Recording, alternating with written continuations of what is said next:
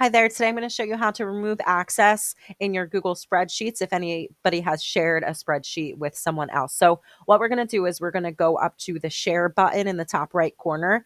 And this is the people who have current access to this document.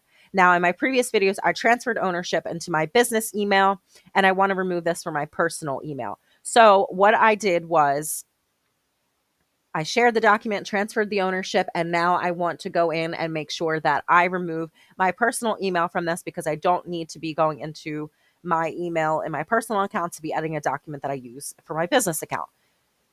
It just makes things a lot more organized. So what I want to do is I want to go over to the drop-down menu on the right side of the email address. So my personal email, in this case, this would be for you, somebody else outside of your network that you don't want to have access.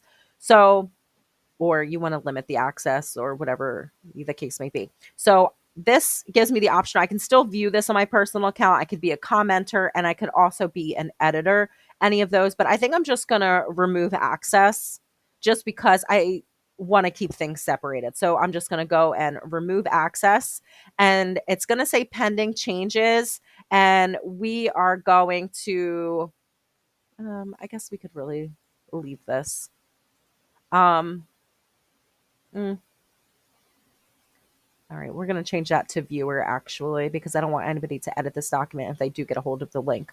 So what we're going to do is we're going to click done, and that removes access of the previous owner and anybody that I have shared this document with that I don't want them to be able to edit or make comments. So that is how you remove access in your Google spreadsheets. If you found this video to be helpful, please check out my other videos. You might find them to be helpful as well. Bye.